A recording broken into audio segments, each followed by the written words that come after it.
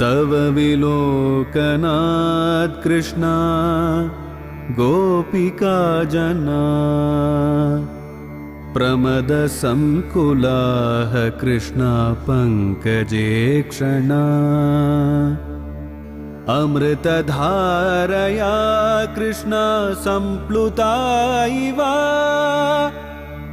स्तिमिततां कृष्णा ददुस्त्वत्पुरोगताः।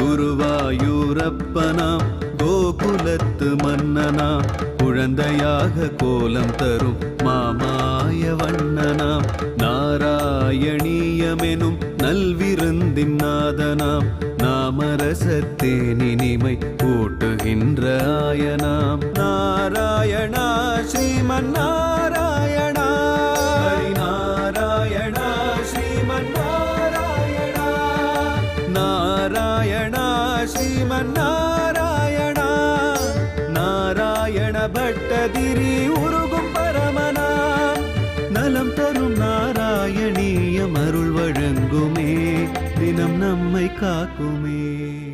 नीलातुङ्गस्तनगिरितटे सुप्तमुद्बोध्य कृष्णं पारार्त्यं स्वं श्रुतिसदशिरः सिद्धमध्यापयन्ति सोच्छिष्टायां सृजि निखलितं या बलात्कृत्य भुङ्क्ते गोदा तस्यै नमयितमितं பூய ஏவாஸ்து பூயக. நாராயணியத்தினுடைய பெருமைகளை நாம் சென்னை கிருஷ்ணன் கோயில் தெரு, பவழக்கார தெரு இரண்டிலும் அமைந்திருக்கக்கூடிய ஸ்ரீ வேணுகோபால கிருஷ்ணசுவாமியினுடைய சன்னதியிலிருந்து நாம் கேட்டுக்கொண்டிருக்கின்றோம். இந்த சன்னதியில் பலவிதமான மற்ற சன்னதிகள் இந்த திருக்கோயிலிலே அமைந்திருக்கின்றது. சற்றே நாம் வளவர ஆரம்பித்தோமே ஆனால் இங்கு தாயார் ருக்மிணி தாயாராக தனியாக இங்கு சன்னதியில் அமர்ந்த திருக்கோலத்தில் அமர்ந்து கொண்டு ஒரு திருக்கையிலே தாமரைப்பூவை தாங்கிக் கொண்டு நமக்கு அனுகிரகம் செய்யக்கூடிய மற்றொரு திவ்ய ஹஸ்தத்துடன் ருக்மிணி தனித்தாயாராக இங்கு எழுந்தருளி இருக்கின்றார்.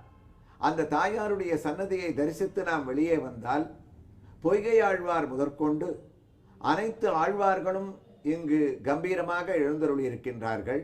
அது மட்டுமா, ஆச்சாரிய சிரேஷ்டர்கள், மணவாள மாமுனிகள் இங்கு அழகாக காட்சி தருகின்றார். இன்றோ திருவாடி பூரம், எமக்காக வன்றோ ஆண்டாள் அவதரித்தாள் என்று எந்த கோதையை புகழ்ந்தாரோ அவரும் பெரும்போதூர் மாமுனிக்கு பின்னானால் வாழியே என்று எந்த கோதை பிராட்டி தன்னுடைய தமையனாக பாஷ்யக்காரரை அரவணைத்தாளோ அந்த பாஷ்யக்காரரான ராமானுஜருடைய சன்னதியையும் நாம் தரிசித்துக் கொண்டு இங்கு வெளியே வந்தாள் அழகான சுதர்ஷ்ணாழ்வார். பிரதிபடஸ்ரேணி பீஷண ஜனிபதஸ்தான தாரண ஜகதவஸ்தான காரண நிகில துஷ்கர்ம கர்சன நிகம சத்தர்ம தரிசன ஜெய ஜெய ஸ்ரீ சுதர்சன ஜெய ஜெய ஸ்ரீ சுதர்சனா என்று ஒரு பக்கம் சுதர்ஷ்ணாழ்வானாகவும் மற்றொரு பக்கம் யோக நரசிம்மனாகவும் நமக்கு காட்சியளிக்கக்கூடிய எம்பெருமானை வலம் வந்து நாம் இப்போது தரிசித்துக் கொண்டிருக்கக்கூடிய ஆண்டாள் நாச்சியார் கோதை பிராட்டியினுடைய திவ்ய தரிசனத்தை அடைகின்றோம். நேற்று நாம் குருவாயூரில் மஞ்சுளாவானவள் எவ்வாறு புஷ்ப கைங்கரியம் செய்தால் என்பதை நாம் சிரவணம் செய்தோம். அதற்கு பொருத்தமாக இந்த திருக்கோயிலிலே பாமாலையாலும் பூமாலையாலும் சூடி கொடுத்த சுடர்கொடியாக விளங்கிய அவளுடைய இந்த சன்னதியிலிருந்து கண்ணனுடைய காவியமான குருவாயூரப்பனுடைய பெருமையான நாராயணியத்தை நாம் கூறும்போது நாம் மட்டுமல்லாமல் ஆண்டாள் நாச்சியாரும் அன்றோ இங்கு குதூகலத்துடன் கண்ணனுடைய பெருமையை இந்த திருக்கோயிலிலே கேட்டுக்கொண்டிருக்கின்றாள். நாராயணியத்திற்கு வருவோம். நாம் அந்த கருடனை தரிசித்துவிட்டு நாம் நேற்று கூறிய ஆலமரத்தை பிரதட்சணம் செய்து சற்றே கிழக்கு நடையிலே பகவானுடைய திவ்ய தரிசனம் எப்போது கிடைக்கும் என்று பக்தி பரவசத்துடன் நாம் உள்ளே நுழைகின்றோம். குருவாயூர் க்ஷேத்திரத்தில் ஒரு அற்புதம். எங்கு திரும்பினாலும் நாராயணா நாராயணா நாராயணா என்ற நாம சங்கீர்த்தனங்கள். கிருஷ்ணா, குருவாயூரப்பா என்ற ஒரு பேச்சை தவிர வேறு எந்த விதமான பொழுதுபோக்குக்காக பேசக்கூடிய பேச்சுக்களை நாம் அங்கு கேட்பதில்லை. அதனால் அன்றோ இந்த ஒரு பெண்ணுக்கு கூட கண்ணன் பத்திரம் புஷ்பம் பலம் தோயம் யோமே பக்தியா பிரயச்சதி என்று அவர் கல்லுக்கு சமர்ப்பணம் செய்த அந்த மாலையை கூட பக்தியோடு கண்ணன் ஏற்றுக்கொண்டானான். பக்தர்களே, நாம் தெரிந்து கொள்ள வேண்டிய நீதி, நாராயணியத்தை கேட்பதோடு நம்முடைய சொற்பொழிவுகளிலே பெரியவர்கள் நமக்கு சுலபமான விஷயங்களை நாம் வாழ்க்கையிலே சிறுவர்களிலிருந்து பெரியவர்கள் வரை நம்முடைய அணுகுமுறையிலே பகவானுக்கு நாம் செய்ய வேண்டிய அந்த திவ்ய தரிசனத்தில் நாம் அனுபவிக்க வேண்டிய சில விஷயங்களை எளிமையாக கூறுகின்றார்கள். இந்த பெண் அழகாக கல்லுக்கு மாலையை சமர்ப்பித்தால் துளசியை பகவான் ஏற்றுக்கொண்டாராம். என்ன அழகு! நாம் எந்த பொருளை எடுத்து வருகின்றோம் என்று கண்ணன் எதிர்பார்ப்பதில்லை. நாம் தேங்காயை எடுத்து வருகிறோமா, பழத்தை எடுத்து வருகின்றோமா, அவனுக்கு என்ன வகையான பக்ஷணங்களை கொண்டு வந்து சமர்ப்பிக்கின்றோம், என்ன தலிகைகளை அவனுக்கு கண்டுருள பண்ணுகின்றோம், அது பொங்கலா, சர்க்கரை பொங்கலா, தயிர் சாதமா, எதையும் அவன் எதிர்பார்ப்பதில்லை. தரையை போட்டு நாம் அவனுக்கு கண்டுருள பண்ணவுடன், நைவேத்தியம் செய்தவுடன் நமக்கு விநியோகிப்பதற்காக அவன் நமக்கு திருப்பித்தானே அளிக்கின்றான். ஒரு நாள் அவன் எடுத்துக்கொள்வது என்று ஆரம்பித்தானே, ஆனால் மறுநாள் நாம் தைரியமாக அவன் சன்னதிக்கு பிரசாதங்களை எடுத்து செல்வோமோ என்பதே சந்தேகம்தான். ஆனால் அவன் எதிர்பார்ப்பது பத்திரம் புஷ்பம் பலம் தோயம். ஒரு இலையை தனக்கு சமர்ப்பணம் செய்தாலும், ஒரு சின்ன தீர்த்தத்தை அளித்தாலும், அவனிடத்திலே நாம் என்ன பொருளை அர்ப்பணம் செய்தாலும், அது சிறு துளசியாக இருந்தால் கூட நாம் பக்தி பாவத்தோடு அவனுக்கு சமர்ப்பணம் செய்ய வேண்டுமா. ஆக அவன் நம்மிடத்திலே எதிர்பார்ப்பது அந்த பக்தியைத்தான். அந்த பக்தி மனமானது, பக்தியால் ஏற்படக்கூடிய நாம சங்கீர்த்தனமானது இந்த திவ்ய கஷேத்திரத்தில் எங்குமே நிறைந்திருப்பதை நாம் மகிழ்ச்சியோடு பார்த்து கொண்டு சென்றோமே. ஆனால் கிழக்கு நடையிலே அவனை நோக்கி நகரும் போது இடது பக்கம் உள்ள பெரிய மண்டபத்திலே தினமுமே பலவிதமான சொற்பொழிவுகள், பலவிதமான மொழிகளிலே நாராயணீய பாராயணங்கள், நாராயணத்தினுடைய பிரபாஷணங்கள், பிரவச்சனங்கள், அது மட்டுமா நர்த்தனங்கள், சங்கீத கச்சேரிகள் எப்போதுமே நடந்து கொண்டிருக்கக்கூடிய நாராயணியத்தை யார் எழுதினாரோ அந்த நாராயண பட்டத்ரியின் பெயரை கொண்ட பட்டத்ரி ஆடிட்டோரியம் என்று அழைக்கக்கூடிய அந்த வைபவங்களை பார்த்து கொண்டு சுவாமியினுடைய திவ்ய சன்னதிக்கு நமக்கு வலது பக்கம் இருக்கக்கூடிய திருக்குளத்தை நாம் அடைகின்றோம். ஆச்சரியமான ஒரு திருக்குளம். இதற்கு பெயர் நாராயண சரஸ் என்று பெயராம். சரஸ் சரஸ் என்ற சமஸ்கிருத வார்த்தைக்கு திருக்குளம் என்று பெயர். இந்த குருவாயூரப்பனை தொட்டுக்கொண்டே அமைந்திருக்கக்கூடிய இந்த குளத்திற்கு அவனுடைய பெயராலேயே நாராயண சரஸ் என்று அழகாக அழைக்கப்படுகின்றது. ஏன், குருவாயூர் க்ஷேத்திரத்தில் குடிகொண்டிருக்கக்கூடிய கண்ணன் சாதாரணமாக இந்த யுகத்திலே பிரதிஷ்டையானவன் அல்ல. 3 யுகங்களை கடந்து பிரஸ்னி சுதபஸ் பிரஸ்னி கர்ப்பன், அதிதி காசியபர் வாமனன், தேவகி வசுதேவன் ஸ்ரீகிருஷ்ணன் என்று 3 தன்னுடைய அவதாரங்களை கடந்து அந்தந்த பிறவிகளிலே பூஜிக்கப்பட்டு யுகங்களை தாண்டி உள்ளே பிரதிஷ்டையாகி இருக்கக்கூடியவன் ஸ்ரீகிருஷ்ணன். எவ்வாறு யுகங்களை தாண்டி வந்தான் என்பதெல்லாம் நாம் பின்னால் அனுபவிக்க இருக்கின்றோம். இப்போது நாம் திருக்குளத்தினுடைய படிகளிலே நின்று கொண்டு நாராயண சரஸை பார்த்தால் நமக்கு ஒரு வரலாறு இங்கு ஞாபகப்படுத்துகின்றார்கள். கண்ணனுடைய திருக்கோயில் இங்கு அமைக்கப்பட்டவுடன் குருவாயூரப்பன் பிரியப்பட்டது, எனக்கு இங்கு ஒரு திருக்குளம் வேண்டும். அந்த குளமானது என்னுடைய கோயிலையே தொட்டு கொண்டிருக்க வேண்டும். குளம் ஒரு இடத்திலேயும் தீர்த்தம் ஒரு இடத்திலேயும் இருந்தால் வருபவர்களுக்கு அது சௌகரியமாக இருக்காது. கோயில் பிராகாரத்தையே தொட்டு கொண்டிருக்க வேண்டும் என்று ஆசைப்பட 33 கோடி தேவர்களும் சேர்ந்து வருண பகவானை கொண்டு இந்த அழகான திருக்குளத்தை உடனே நியமனம் செய்தார்களாம்.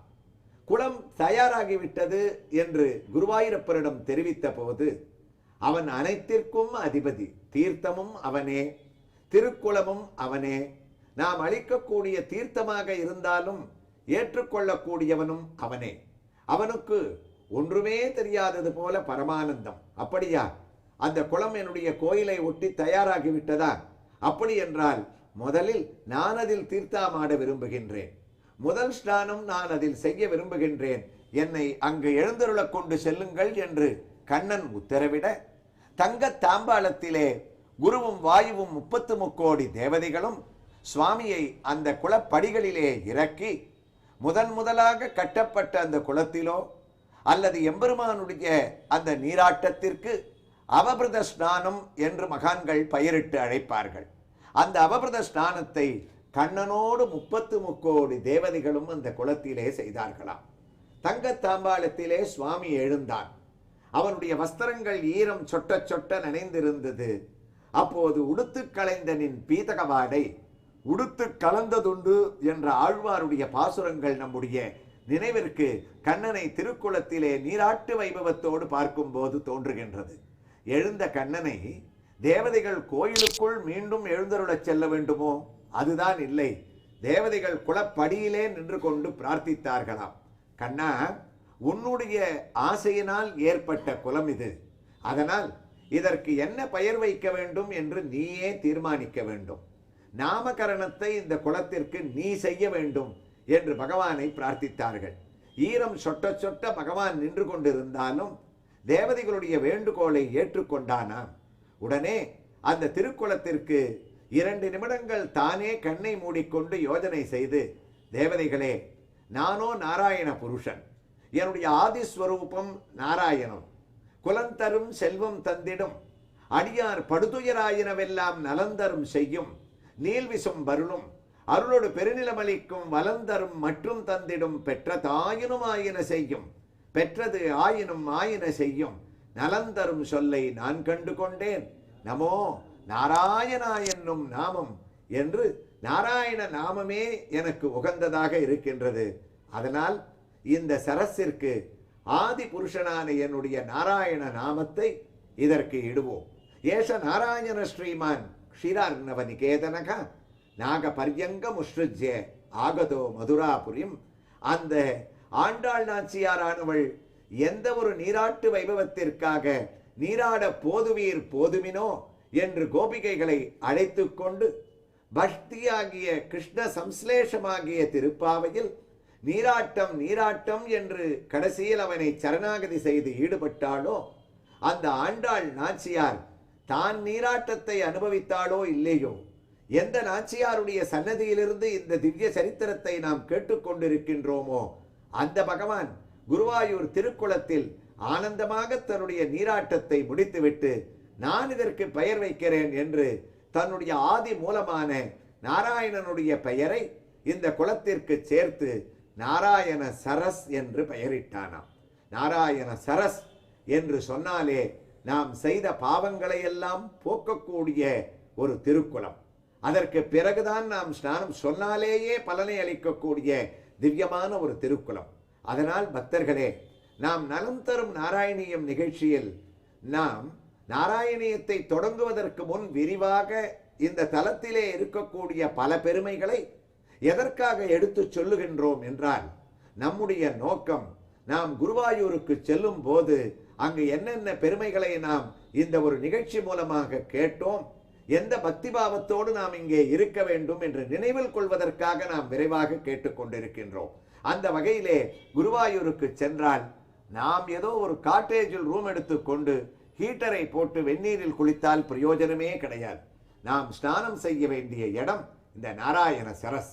கங்கையும் புனிதமான இந்த திருக்குளத்தில் நாம் மூழ்கி நீராடினால் குருவாயூரப்பனுடைய சரீர சம்பந்தம், அவனுடைய நீராட்டம் நடந்திருப்பதால் நாம் செய்த பாவங்கள் அனைத்தையும் சுவாமி கலைந்து விடுகிறான் என்ற ஒரு புண்ணிய நதியில் ஸ்நானம் செய்த ஒரு பெரிய பேற்றை நாம் அடைந்து குளத்திலிருந்து வெளியே வந்து கோயிலை நோக்கி உன்னிகிருஷ்ணனை தரிசனம் செய்ய கிளம்புவோமா? பக்தர்களுக்கு ஒரு அறிவிப்பு. இந்த ஏப்ரல் மாதம் 22ஆம் தேதி புதன்கிழமை முதல் 26ஆம் தேதி ஞாயிற்றுக்கிழமை வரை சென்னை தாம்பரத்தில் அமைந்துள்ள வள்ளுவர் குருகுலம் பள்ளியில் ஆஸ்திக சமாஜம் மூலமாக நானும் எனது சகோதரி பெருந்தேவியும் சொல்லக்கூடிய ஸ்ரீமத் ராமாயண உபன்யாசம் உள்ளது. அவரவர்கள் கலந்து கொண்டு ராமனுடைய அருளை பெற பிரார்த்திக்கின்றோம். நாராயணா ஸ்ரீமன்னாராயணா ஹரி நாராயணா ஸ்ரீமன்னாராயணா.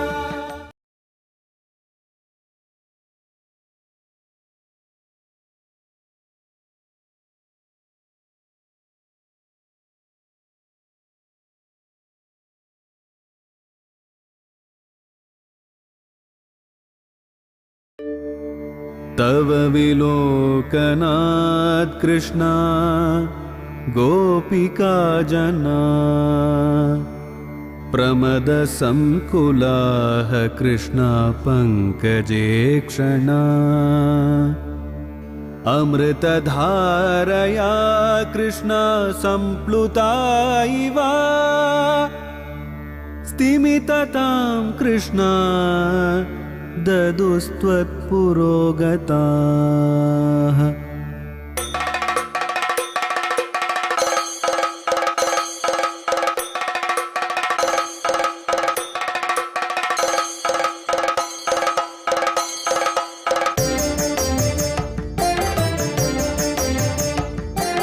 குருவாயூரப்பனா கோகுலத்து மன்னனா குழந்தையாக கோலம் தரும் மாமாய வண்ணனாம் நாராயணீயமெனும் நல்விருந்தின் நாதனாம் நாமரசத்தேனினிமை கூட்டுகின்ற ஆயனாம் நாராயணா ஸ்ரீமன்னாராயணா ஹரி நாராயணா ஸ்ரீமன்னாராயணா நாராயணா ஸ்ரீமன்னாராயணா நாராயண பட்டதிரி உருகும் பரமனா நலம் தரும் நாராயணீயம் அருள் வழங்குமே தினம் நம்மை காக்குமே.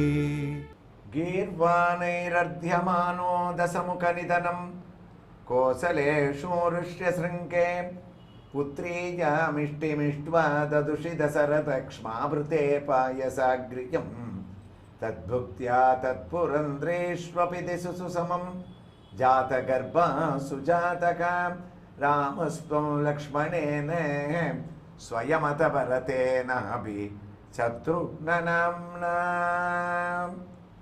ஸ்ரீ வேணுகோபால கிருஷ்ணசுவாமியினுடைய திருக்கோயிலிலிருந்து நாம் தொடர்ந்து நாராயணியத்தை சிரவணம் செய்து வருகின்றோம்.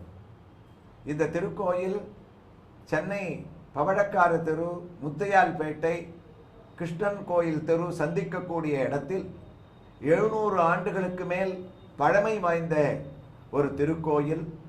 இங்கு இருக்கக்கூடிய தாயார் சன்னதி, சக்கரத்தாழ்வார், ஆழ்வார் ஆச்சாரியர்கள், கோதை பிராட்டியான ஆண்டாளை தரிசித்தால் நமக்கு அடுத்ததாக இருக்கக்கூடிய ஒரு சன்னதி இப்போது நாம் தரிசித்துக் கொண்டிருக்கக்கூடிய ஸ்ரீராமச்சந்திரமூர்த்தி. ராமநவமியை கடந்து வந்த நாம் ஸ்ரீராமனை இந்த சித்திரை மாதத்தில் தரிசிப்பது நாம் செய்த அனைத்து பாவங்களையும் போக்க வல்லதாகும்.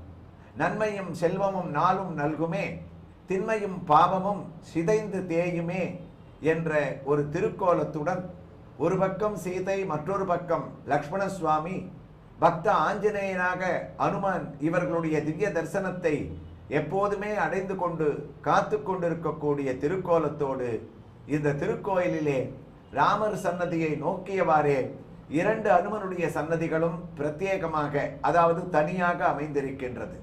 ஒருவர் பக்த ஆஞ்சநேயராக இருக்கின்றார், மற்றொருவர் அந்த சஞ்சீவி மலையை தான் தாங்கிக் கொண்டிருக்கக்கூடிய சஞ்சீவி ஹனுமானாக நமக்கு இங்கு எழுந்தருளி இருக்கின்றார். வெண்ணைக்கார்ப்பு சாத்தி இந்த சஞ்சீவி ஹனுமானை வழிபட்டால் அவர்கள் நினைத்த காரியங்கள் நடக்கும் என்ற ஒரு பிரார்த்தனையும் இங்கு பக்த ஜனங்கள் அனுஷ்டிக்கிறார்கள். இந்த ஸ்ரீராமச்சந்திரமூர்த்தி சத்தியத்தின் இருப்பிடமாக வாழ்ந்த அந்த மூர்த்தியிடத்தில் கண்ணனுடைய திவ்ய சரித்திரத்தை ராமன் பரம குதூகலத்துடன் கேட்கக்கூடிய ஒரு திவ்ய தரிசனத்துடன் நாமும் 2 பூர்ண அவதாரங்களை மனதில் சிந்தித்துக் கொண்டே நாராயணியத்திற்குள் நுழைவோம். குருவாயூர் கஷேத்திரத்தில் அந்த நாராயண சரஸ் என்று பகவான் நாமமிட்டு அவன் கர்ப்ப கிரகத்திலே குடிகொண்டான். அந்த சுவாமியை திவ்ய தரிசனம் செய்வதற்காக நாம் அந்த கிழக்கு நடை வழியாக உள்ளே நுழைகின்றோம். இந்த திருக்கோயிலுடைய அமைப்பு ஆச்சரியமான ஒரு அமைப்பு. நாம் கிழக்கு நடையில் தெருவில் வெளியில் இருந்தவாறே நாம் பகவானை தரிசிக்க வேண்டும் என்று கையை கூப்பி நம்முடைய கண்களை நேரே செலுத்தினால் கூட குருவாயூர் கர்ப்ப கிரகம் சிறிய கிரகம், அதனுள்ளே இருக்கக்கூடிய சுவாமி 1.5 அடி ரூபமாக சிறிய உருவத்தோடு இருப்பவன். அவன் முழுவதும் நமக்கு தரிசனம் அளிக்கக்கூடிய அளவிற்கு தான் கோயிலுக்குள் வர முடியாவிட்டால் கூட வீதியில் இருந்தவாறே கிழக்கு நடையில் இருந்தவாறே அவர்கள் தன்னை கூப்பிடும் போது தொலைதூரத்திலிருந்து அவர்களுக்கு தரிசனத்தை அளிக்கக்கூடிய கருணை வள்ளலாக குருவாயூரப்பன் இருக்கின்றான். அவனை அங்கிருந்தும் தரிசனம் செய்து கொண்டு நேரே எப்போது காண்போம், உள்ளே நுழையலாம், அருகிலிருந்து அவனை தரிசிக்கலாம் என்ற பக்திமயத்தோடு அவருடைய திருநாமத்துடன் கிருஷ்ணா குருவாயூரப்பா ரட்சிக்கனே என்று அந்த கொடிக்கம்பத்தை தாண்டும் போது நாம் அங்கு அழகான 3 பெரியவர்களை தரிசனம் செய்து கொண்டு சற்றே திரும்பி பார்க்கின்றோம். இந்த சுவாமியினுடைய கொடிக்கம்பத்திற்கு முன்னால் 2 பெரிய திண்ணைகள். ஒரு பக்கம் இருக்கக்கூடிய திண்ணையில்தான் இன்றும் குருவாயூரப்பனுடைய தேவஸ்தானத்தினுடைய அந்த கோயில் நிர்வாகத்தினுடைய அந்த அலுவலகமானது இயங்கி வருகின்றது. இந்த இடத்திலே அழகான ஒரு கதையை கூறுவார்கள். முன்பெல்லாம் இந்த தேவஸ்தான அலுவலகத்திற்கு மேல் இருக்கக்கூடிய கம்பத்திலே ஒரு 5-6 கொம்பு முளைத்த தேங்காய்களை அப்போது கட்டி வைத்திருந்தார்கள்.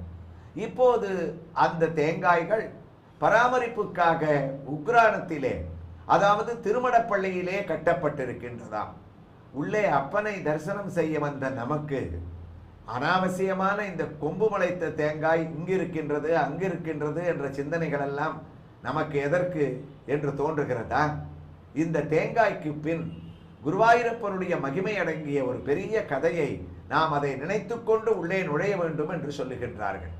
திருச்சூருக்கு பக்கத்திலே கிருஷ்ணனுடைய திருநாமத்தை கொண்ட ஒரு பெரியவர் மிகவும் ஆசையுடன் தன்னுடைய வீட்டிலே ஒரு 5-6 தென்னங்கன்றுகளை நட்டாராம். அவ்வாறு நடும்போது அவர் ஒரு பிரார்த்தனை செய்து கொண்டார். கிருஷ்ணா, இந்த தென்னங்கன்றுகள் எவ்வளவு சீக்கிரம் முடியுமோ பெரிய மரமாக வளர்ந்து அதிலே காய்க்கக்கூடிய முதல் தேங்காய்களை நான் என்னுடைய உபயோகத்திற்காக எடுத்துக்கொள்ள மாட்டேன். ஒன்னால் வளர்ந்த தேங்காய்கள் உன்னுடைய பிரார்த்தனைக்கு செலுத்த வேண்டியவை, அவைகளை பத்திரமாக ஒரு மூட்டையில் எடுத்து வந்து நான் உன்னுடைய சன்னிதானத்திலே சமர்ப்பணம் செய்கின்றேன் என்று வேண்டிக் கொண்டாராம். என்னை ஆச்சரியம்! குருவாயூரப்பனுடைய திரு அனுகிரகத்தால் சாதாரணமாக வளர வேண்டிய காலகட்டத்தை விட அந்த தென்னை மரமானது வேகமாக வளர்ந்து கூடிய சீக்கிரமே அதிலே ஒரு 25-30 தேங்காய்கள் காய்த்ததாம். இந்த பக்தரோ பிரார்த்தனையை மறக்கவில்லை. உடனே அவற்றை பறித்தார், ஒரு மூட்டையாக கட்டிக்கொண்டார். அந்த காலத்திலே போக்குவரத்து வசதிகள் கிடையாது. நாம் குருவாயூரை அடைய வேண்டும் என்றால் திருச்சூருக்கு செல்ல வேண்டும். திருச்சூரிலிருந்து இப்போதும் நாம் ஏதாவது ஒரு வாகனம் மூலமாக செல்லலாம். இப்போது திருச்சூருக்கு பக்கத்தில் இருக்கக்கூடிய இந்த சுவாமிக்கு குருவாயூர் ஸ்டேஷன் என்று ரயில் மார்க்கம் மூலமாகவும் சமீப காலத்திலே வசதி வந்துள்ளது. ஆனால் அப்போதெல்லாம் போக்குவரத்து வசதியும் கிடையாது. இந்த பக்தர் ஒரு மாட்டு வண்டியை பூட்டிக் கொண்டு இரவு 10 மணிக்கு தன்னுடைய வேலைகளை முடித்து கொண்டு 40 கிலோமீட்டர் தானே, காலையில் நிர்மால்ய தரிசனத்திற்கு 3 மணிக்கு கோவில் திறப்பார்கள். அதற்குள் நாம் சென்று நாராயண சரசிலே நீராடிவிட்டு நம்முடைய தேங்காய்களை, குருவாயூரப்பனுக்கு சொந்தமான தேங்காய்களை அவனிடத்திலே ஒப்படைப்போம் என்று தீர்மானம் செய்து கொண்டு திருச்சூரிலிருந்து மாட்டு வண்டியிலே தேங்காய் மூட்டையை ஏற்றிக்கொண்டு வந்து கொண்டிருக்கின்றார். அடர்ந்த காடு. பாதி வரி வரும்போது திடீரென்று திருடர்கள் நடுவழியிலே அந்த வண்டியை சூழ்ந்து கொண்டார்களாம். இவரை மிரட்டி கீழே இறக்கினார்கள். உன்னிடத்திலே இருக்க வேண்டிய எல்லாவற்றையும் எடு, இல்லாவிட்டால் உன்னை கொன்று விடுவோம் என்று மிரட்டினார்களாம். இவர் சொன்னார், அப்பா, நான் குருவாயூரப்பனை தரிசனம் செய்து கொண்டிருக்கின்றேன். அவனுக்கு சமர்ப்பணம் செய்ய வேண்டிய உண்டியல் பணம், அது தவிர எனக்கு வேறிடத்திலே என்னிடத்தில் வேறு ஒன்றும் கிடையாது, என்னை விட்டுவிடுங்கள் தான். உடனே அந்த திருடர்கள் கூறினார்கள், அதோ பெரிய மூட்டையை வண்டியிலே வைத்து கொண்டு என்னிடத்தில் ஒண்ணுமே இல்லை என்று ஒரு பொய்யை கூறுகிறாயே, அந்த மூட்டையை இறக்கு என்று அவர்கள் அதட்டினார்கள். உடனே இந்த பெரியவர், அப்பா, இது என்னுடைய மூட்டையாக இருந்தால் நான் கொடுத்து விடுவேன். உள்ளே இருப்பதும் பெரிய வஸ்து ஒன்றுமல்ல. நீங்கள் நினைப்பது போன்ற தங்க ஆபரணங்களோ பண பொக்கிஷமோ இல்லை. 25-30 தேங்காய்கள் இருக்கும். அந்த தேங்காய்களையும் உங்களுக்கு நான் கொடுத்து விடுவேன், எனக்கு தேவையில்லை. ஆனால் அது பிரார்த்தனை தேங்காய்கள், குருவாயூரப்பனுக்கு சொந்தமானவை. காலை நிர்மால்யத்திற்குள் நான் அதை கொண்டு அவனிடத்திலே சேர்ப்பிக்க வேண்டும். என்னுடைய வஸ்து அல்ல. இந்த தேங்காய்கள் குருவாயூரப்பனை சேர்ந்த தேங்காய்கள் என்று கூறினார். உடனே திருடர்கள் ஏளனமாக சிரித்தார்களாம். என்னையா இது வேடிக்கையாக இருக்கின்றது? தேங்காயில் உன்னுடைய தேங்காய், என்னுடைய தேங்காய், குருவாயூரப்பனுடைய தேங்காய் என்று ஏதாவது பிரத்யேகமாக இருக்கின்றதா? இந்த பக்தர்கள் கூறினார், ஆமாம், இது குருவாயூரப்பனுடைய தேங்காய் தான். உடனே அந்த திருடர்கள் சிரித்து கொண்டே, அது என்ன குருவாயூரப்பனுடைய தேங்காய்னா கொம்பா முளைச்சிருக்கும், அதுக்கு மாத்திரம் தனியா அப்படி என்ன ஒரு விசேஷம், எடுங்கடா அந்த மூட்டையை அப்படின்னு அந்த குருவாயூரப்பனுக்காக சொந்தமாக எடுத்துக்கொள்ளக்கூடிய தேங்காயினுடைய மூட்டையை கத்தியால் எடுத்தார்கள். அந்த தேங்காயை கொட்டினார்கள். அப்போது என்ன ஆச்சரியம், மூட்டையிலிருந்து விழுந்த ஒவ்வொரு தேங்காயிலும் அந்த தேங்காய் 2 கொம்புகள் முளைத்து கொண்டே தேங்காய் கீழே விழுந்ததாம். திருடர்கள் குருவாயூரப்பனுடைய மகிமையை நினைத்து பயந்து ஓடியே விட்டார்கள். இவரும் கண்ணீர் மல்க, கண்ணா, என்னே உன்னுடைய கருணை என்று அந்த வண்டியை ஓட்டிக்கொண்டு அந்த கொம்பு முளைத்த தேங்காயினுடைய விவரங்களை தேவஸ்தானத்தில் தெரிவித்து பகவான் கண்ணனுக்கு அதை அர்ப்பணம் செய்தார்கள். அதனால் பல காலம் அந்த தேவஸ்தான ஆபீஸுக்கு மேலேயே அந்த மண்டபத்தில் வருபவர்களுடைய ஒரு பார்வைக்கு கொம்பு முளைத்த அத்தனை தேங்காய்களையும் கட்டி வைத்திருந்தார்கள். இப்போது அது உக்ரான அறைக்கு மாற்றப்பட்டு உள்ளது. ஆக தன்னுடைய பக்தர்கள் எந்த வார்த்தையை சொன்னாலும் அவர்களுடைய பிரார்த்தனையை எந்த விதமான தடங்களும் இல்லாமல் நிறைவேற்றுவதற்காக கண்ணன் அங்கு குடிகொண்டிருக்கின்றான் என்ற ஒரு திவ்ய வைபவத்தோடு கொம்பு முளைத்த தேங்காயில் குருவாயூரப்பனுடைய ஆதிக்கத்தையும் அவனுடைய ஐக்கியத்தையும் நாம் தியானம் செய்து கொண்டே அதோ அங்கு இருக்கக்கூடிய கொடிமரத்தில் நின்று கொண்டு பகவானை தியானம் செய்கின்றோம். இந்த கொடிமரத்திலே கண்ணனுக்கு இதை சுற்றி 3 முறைகள், ஒரு நாளைக்கு தினமும் 3 வேளைகள் கண்ணன் சுற்றக்கூடிய ஸ்ரீவேலி பிரதட்சணம் என்ற அழகான ஒரு பிரதட்சண பூஜையானது இங்கே நடைபெறுகின்றது. உத்தமமான யானை மேல் உற்சவமூர்த்தியான கண்ணன் மேல தாளங்களுடன் தான் இங்கே எழுந்தருளுகின்றான். ஆம், ஒரு நாளைக்கு 3 முறை எழுந்தருளுகின்றான். காலை 7 முதல் 7:30 மணிக்குள், மாலை 4 முதல் 4:30 மணிக்குள், இரவு 4 புறங்களிலும் லட்சம் தீபங்களை ஏற்றி கோலாகலமாக இந்த யானையை அலங்கரித்து கடைசி ஸ்ரீவேலி பிரதட்சணமாக கண்ணன் நம்பூதிரி அந்த மூல விக்கிரகத்திலிருந்து உத்தரவு பெற்று உற்சவமூர்த்தியை கைத்தாங்களாக, கைத்தல சேவையாக அவனை வெளியிலே எழுந்தருளச் செய்ய அந்த யானை மீது நம்பூதிரியினுடைய மடியிலே அவன் பவனி வர அமர்ந்து கொண்டதும் முன்னால் நாதஸ்வர கோஷ்டி, அதற்கு முன்னால் செண்டா வாத்தியங்கள், நடுவிலே கம்பீரமான குருவாயூரப்பன் என்று இந்த கொடிக்கம்பத்தில் இருந்து தினமுமே இந்த ஸ்ரீவேலி பிரதட்சணமானது கம்பீரமாக ஆரம்பிக்கின்றது. அது மட்டுமா, பின்னால் வரக்கூடிய பக்தர்கள் எல்லாம் ஹரே ராம ஹரே ராம ராம ராம ஹரே ஹரே, ஹரே கிருஷ்ணா கிருஷ்ண கிருஷ்ண ஹரே ஹரே என்று யானை அசைந்து அசைந்து மகாவிஷ்ணுவனுடைய நடையை கஜகதி என்று அழகாக மகான்கள் வர்ணிப்பார்கள். யானை போல் எம்பெருமான் நடப்பானாம். ஸ்ரீராமச்சந்திர மூர்த்தியை கம்பர், வால்மீகி, ஆழ்வார்கள், ஆச்சாரிய சிரேஷ்டர்கள் வர்ணிக்கும் போது அவனுடைய நடையை வா போகுவா, இன்னும் வந்து ஒரு கால் கண்டு போ என்று கஜ சிம்மகதி வீரோ சார்தூல விஷபோபமோ பத்மபத்ர விசாலாட்சௌ கட்கதூனி தனுர்தரோ தைரதன் புதல்வன் என்பார், தாமரை கண்ணன் என்பார், புயலவன் மேனி என்பார் என்று ராமனுடைய நடையழகை யானையனுடைய நடையழகுக்கு ஒப்பிட்டு அழகாக வர்ணிப்பார்கள். அந்த ஸ்ரீராமச்சந்திரமூர்த்தியினுடைய திவ்ய சன்னதியிலே அமர்ந்து கொண்டு அவனுடைய திவ்ய சேவையோடு கண்ணன் யானை மீது நடக்கக்கூடிய நடையழகுடைய அந்த ஸ்ரீவேலி பிரதட்சணத்தை நாம் தரிசனம் செய்கின்றோம்.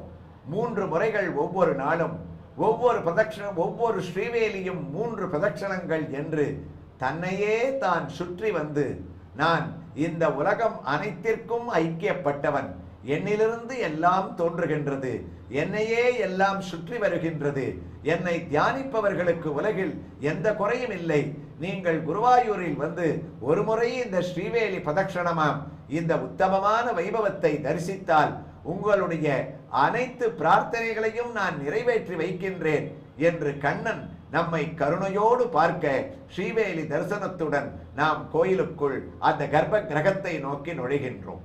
பக்தர்களுக்கு ஒரு அறிவிப்பு. இந்த ஏப்ரல் மாதம் 22ஆம் தேதி புதன்கிழமை முதல் 26ஆம் தேதி ஞாயிற்றுக்கிழமை வரை சென்னை தாம்பரத்தில் அமைந்துள்ள வள்ளுவர் குருகுலம் பள்ளியில் ஆஸ்திக சமாஜம் மூலமாக நானும் எனது சகோதரி பெருந்தேவியும் சொல்லக்கூடிய ஸ்ரீமத் ராமாயண உபன்யாசம் உள்ளது. அவரவர்கள் கலந்து கொண்டு ராமனுடைய அருளை பெற பிரார்த்திக்கின்றோம். நாராயணா ஸ்ரீமன் நாராயணா, ஹரி நாராயணா ஸ்ரீமன் நாராயணா.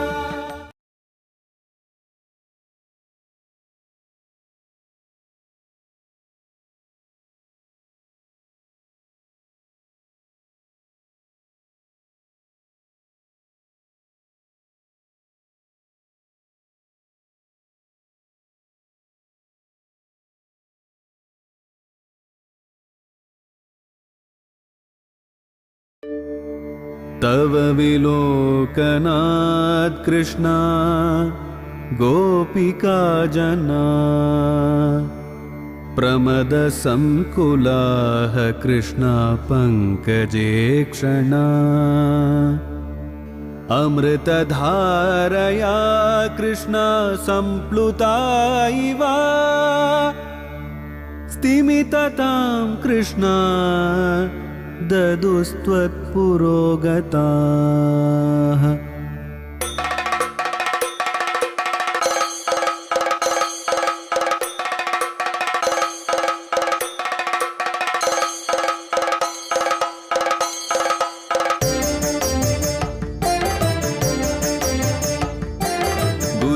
குருவாயூரப்பனாம் கோகுலத்து மன்னனாம், குழந்தையாக கோலம் தரும் மாமாய வண்ணனாம், நாராயணீயமெனும் நல்விருந்தின் நாதனாம், நாமரசத்தேனினிமை கூட்டுகின்ற ஆயனாம். நாராயணா ஸ்ரீமன் நாராயணா, ஹரி நாராயணா ஸ்ரீமன் நாராயணா, நாராயணா ஸ்ரீமன் நாராயணா, நாராயண பட்டதிரி உருகும் பரமனாம், நலம் தரும் நாராயணீயம் அருள் வழங்குமே, தினம் நம்மை காக்குமே. கிருஷ்ணாய வாசுதேவாய தேவகீ நந்தனாய ச நந்தகோப குமாராய கோவிந்தாய நமோ நமக. நம பங்கஜநாபாய நம பங்கஜமாலினே நம பங்கஜநேத்ராய நமஸ்தே பங்கஜாங்கிரயே. நாராயணியத்தினுடைய பெருமைகளை, குருவாயூர் க்ஷேத்திரத்தினுடைய மகிமைகளை தொடர்ந்து ஸ்ரவணம் செய்து கொண்டிருக்கக்கூடிய நாம் சென்னை பவழக்கார தெரு, முத்தையால்பேட்டை கிருஷ்ணன் கோயில் தெருவில் எழுந்தருளி வரப்பிரசாதியாக நமக்கு அனுக்கிரகம் செய்து கொண்டிருக்கக்கூடிய ஸ்ரீ வேணுகோபால கிருஷ்ணசுவாமியினுடைய சன்னதியிலிருந்து தொடர்ந்து நாம் நாராயணியத்தை ஸ்ரவணம் செய்து கொண்டிருக்கின்றோம். ஆகா, அழகான திவ்ய தரிசனம். உற்சவமூர்த்தியானவர் நன்கு அலங்கரிக்கப்பட்டு உயர்ந்த பூமாலைகளுடன் சர்வ ஆபரணங்களுடன் வரதகஸ்தத்தாலும் மற்றொரு திருக்கையான அபயகஸ்தத்தை நமக்கு காண்பித்து கொண்டு, கண்ணனான என்னை சரணடைந்தவர்களுக்கு எந்தவிதமான குறையும் இல்லை என்று காட்டக்கூடிய திருக்கோலத்தில் ஒரு பக்கம் உற்சவமூர்த்தியான இந்த சுவாமி கண்ணன் என்ற திருநாமத்துடன் இங்கு உற்சவராக அலங்கரிக்கப்பட்டு ஸ்ரீதேவி பூதேவி சமேதனாக பகவான் இங்கு காட்சியளிக்கின்றான். மூலவர் வேணுகோபாலன் கிருஷ்ணசுவாமி, உற்சவரோ ஸ்ரீகிருஷ்ணன். அந்த ஸ்ரீகிருஷ்ணனுக்கு அழகாக சிறிய சிறு நாச்சியார்கள் ஸ்ரீதேவி பூதேவி அதற்கு பக்கத்தில் நாம் தரிசனம் செய்து கொண்டிருப்பது இங்கு பிரத்யேகமாக அமைந்திருக்கக்கூடிய ருக்மிணி தாயாருடைய உற்சவ மூர்த்தியை நாம் தரிசிக்கின்றோம்.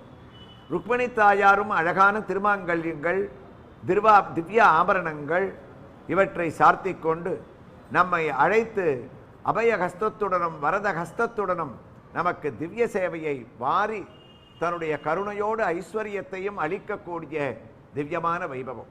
இந்த தாயாருடைய திருச்சன்னதியிலே இங்கு யாருக்காவது விவாகமாகவில்லை என்றால் கல்யாணம் நடக்க வேண்டியவர்கள் அவர்களுடைய ஜாதகத்தை வைத்து இங்கு அர்ச்சனை செய்யும் போது அந்த திருக்கல்யாணமானது உடனே இங்கு ஏற்பாடாடுகின்றது என்ற ஒரு பெரிய நம்பிக்கையானது இங்கே இருக்கின்றது.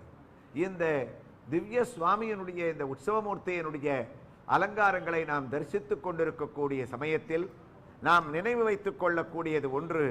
இன்றைய தினம் அதாவது 23ஆம் தேதி இங்கு பிரம்மோற்சவமானது காலை ஆரம்பிக்கப்பட்டு நேற்று துஜாரோகத்துடன் ஆரம்பிக்கப்பட்ட பிரம்மோற்சவத்தில் இன்று அம்சவாகனத்திலும் இரவு சிம்ம வாகனத்திலும் பகவான் காட்சியளிக்க இருக்கின்றார். நாளை காலை பகவானுக்கு இங்கே திவ்யமான கருட சேவையானது நடக்க இருக்கின்றது. இந்த உற்சவமூர்த்தி கண்ணனாக இங்கு நாராயணியத்தை சிரவணம் செய்து கொண்டிருக்கின்றான். என்ன பொருத்தம்? நாராயணியத்தை அந்த கண்ணன் குருவாயூரப்பனாக அங்கு தலையசைத்து கேட்டான். நமக்கோ பவழக்கார தெருவிலே இருக்கக்கூடிய உற்சவமூர்த்தியான கண்ணன் நாராயணியத்தின் இந்த பகுதியை தன்னுடைய பிரம்மோற்சவத்தின் குதூகலத்தோடு தானும் ஆனந்தத்தோடு கேட்க கண்ணுக்கு திவ்ய தரிசனத்தோடும் காதுக்கு இனிமையான நலம் தரும் நாராயணியத்தோடும் நாம் எல்லாம் பாக்கியசாலிகள் என்றோ சொல்ல வேண்டும். நாராயணியத்தை நாம் சிந்தித்தோமேயானால் கொம்பு முளைத்த தேங்காயினுடைய பெருமையை அறிந்து ஸ்ரீவேலி வரக்கூடிய சுவாமியினுடைய நாம சங்கீர்த்தனத்துடன் கொடிக்கம்பத்திலே பகவானுடைய திவ்ய சன்னதிக்கு நுழைவதற்காக நாம் காத்து கொண்டிருக்கின்றோம். அதற்கு வலது பக்கம் சற்றே நோக்கினோமேயானால் நமக்கு வினோதமான ஒரு காட்சி, எந்த ஆலயத்திலேயும் நாம் பார்க்காத ஒரு காட்சி குருவாயூர் கஷேத்திரத்தில். அது என்ன? ஒரு பெரிய வெங்கல உருளையானது வைக்கப்பட்டுள்ளது. அந்த வெங்கல உருளையிலே பல அழகான குந்து மணிகள் சிறு சிறு மணிகளாக ஆயிரக்கணக்கிலே அங்கு பரப்பப்பட்டு இருக்கின்றது. அந்த குந்துமணிகள் பரப்பி வைக்கப்பட்டிருக்கின்றது. அதிலே வரக்கூடிய பக்தர்கள் எல்லாம் சுவாமியை தரிசனம் செய்வதற்கு முன் அந்த உருளி, அதாவது அந்த பாத்திரம் இருக்கக்கூடிய இடத்திற்கு சென்று ஏதாவது நாணயங்களை அவனுக்கு காணிக்கையாக அந்த குந்துமணியிலே சமர்ப்பணம் செய்துவிட்டு தன்னுடைய குழந்தைகளை முதலில் அந்த குந்துமணியை 2 கைகளாலும் அலப்பச் சொல்லி தாங்களும் அலப்பி கிருஷ்ணா என்று அவனுடைய சன்னிதானத்தை நோக்கி கும்பிட்டு அவனை வணங்கி அவனுடைய அந்த கர்ப்ப கிரகத்திற்குள் செல்வதற்கு ஆயத்தமாகிறார்கள். இந்த நடைமுறை எதற்கு? மகாவிஷ்ணுவனுடைய சன்னதியிலே ஒரு குந்துமணி எதற்கு? நாணயத்தை பரப்பி எதற்காக எல்லாரும் அதை அலப்பிக்கொண்டு அப்புறம் உள்ளே செல்கிறார்கள்? இந்த கேள்வியெல்லாம் நாம் மனக்கண்ணால் இந்த ஒரு காட்சியை நினைக்கும் போது நமக்கு நினைவுக்கு வருகின்றது. இதற்கு பின்னால் ஒரு திவ்யமான குருவாயூரப்பனும் மகிமை மற்றொன்று உள்ளடங்கிய அழகான ஒரு சரித்திரத்தை இங்கு இருக்கக்கூடிய மேல் சாந்தி நமக்கு கூறினார். அதாவது இந்த குந்துமணியை இங்கு வரவழைத்ததே பரம ஏழையான ஒரு 92 வயது முதிர்ந்த மூதாட்டி, அவளுடைய பக்திக்காக இது ஏற்பட்டதாம். அது என்ன கதை? எல்லாம் குருவாயூரப்பனுடைய அனுகிரகம் தானே. குருவாயூரில் வாழ்ந்த 92 வயது நிரம்பிய தள்ளாத ஒரு மூதாட்டி, கிட்டத்தட்ட ராமாயண காவியத்தில் வந்த சபரியை நாம் நினைவு கொள்ளலாம். அவள் ராமனிடத்திலே பக்தி கொண்டவள் சபரி, இவளோ கண்ணனிடத்திலே பக்தி கொண்டவள். குருவாயூர் க்ஷேத்திரத்திலே பல ஆண்டுகளாக வாழ்ந்து வருபவள். ஆனால் இவளுக்கு ஏழ்மையான நிலை. இவளுடைய மனதிலே இருக்கக்கூடிய ஆசை, ஏதாவது ஒன்றை தினமும் குருவாயூரப்பனுக்கு நாம் சமர்ப்பணம் செய்ய வேண்டும், சிறிய வஸ்துவாக இருந்தாலும் பரவாயில்லை என்று சமர்ப்பணம் செய்வதற்காக அவர்கள் யோசித்துக் கொண்டிருக்கும் போது இந்த வயதானவள் அந்த சிந்தனையோடே அங்கு இருக்கக்கூடிய நாராயண சரஸில் தினமும் குளிப்பாளாம். தன்னுடைய ஸ்நானத்தை முடித்துவிட்டு கிழக்கு நடையில் வெளியில் இருந்தவாறே நாம் சுவாமியை தரிசனம் செய்யலாம் என்று குறிப்பிட்டோம் அல்லவா? அந்த சுவாமியை தரிசனம் செய்யக்கூடிய அந்த கிழக்கு நடையின் கோயிலுடைய வெளி தெருவிலே நின்று கொண்டு கிருஷ்ணா என்று கையை கூப்பி தன்னுடைய கையிலே குளத்திலிருந்து கோயிலுக்கு வருவதற்குள் என்ன கிடைத்ததோ அதை சமர்ப்பணம் செய்வாளாம். ஒரு சிறிய பழம் இருந்தால் அதை சமர்ப்பணம் செய்வாள். ஒரு பூ கிடைத்தால் அதை சமர்ப்பணம் செய்வாள். என்ன கிடைத்தாலும் இவளுக்கு காசு கொடுத்து வாங்குவதற்கு வசதி இல்லை. பரம ஏழை, தன்னுடைய ஜீவனத்தையே கோயிலிலே கொடுக்கக்கூடிய ஊட்டுச்சோறு என்று சொல்லக்கூடிய அந்த கண்ணனுடைய பிரசாதத்தை தினமும் சாப்பிட்டு காலத்தை கழிப்பவள். அவ்வாறு ஒரு நாள் அவள் குளத்திலிருந்து ஸ்நானம் செய்துவிட்டு வந்தபோது அவளுடைய காலிலே அழகான சிறிய குந்துமணியானது, குந்துமணி என்றால் நமக்கு தெரியும், கருப்பும் சிவப்புமாக சிறிய அளவிலே இருக்கக்கூடிய அதற்கு குந்துமணி. போது கூட தங்கத்தை நிறுப்பதற்காக அதனுடைய ஒரு அளவை, அந்த ஒரு வெயிட்டை தெரிந்து கொள்வதற்காக குந்துமணியால் நிறுத்து பார்ப்பது வழக்கம். அந்த குந்துமணி இவளுடைய காலிலே பட்டது. அதை எடுத்தால், கண்ணா, இதை இன்றைக்கு உனக்கு சர்ப்பணம் செய்கின்றேன், இதையே உனக்கு அர்ப்பணமாக அளிக்கின்றேன் என்று அதை கிழக்கு நடையிலே தரையிலே வைத்துவிட்டு கிருஷ்ணார்ப்பணம் என்று சொல்லிவிட்டு நகர்ந்து விட்டாள். இது அவளுடைய தினசரி வாடிக்கை. எது கிடைத்ததோ அதை வைத்துவிட்டு நகர்வது. அன்றைய தினம் குருவாயூரில் ஒரு பெரிய விசேஷமாம். அதாவது அந்த ஊருக்கு ராஜாவாக இருப்பவர் ஆனையிருத்தி கலபம் என்ற ஒரு பூஜையை செய்ய இருக்கின்றார். அதற்கு என்ன ஒரு பொருள் என்றால், அவர் குருவாயூரப்பனுடைய சன்னதிக்காக ஒரு யானையை தானமாக கொடுப்பதற்காக தீர்மானம் பண்ண தினம். யானையை கொடுப்பவர்கள் அங்கு யானையிருத்தி கலபம் என்று கூறுவார்கள்.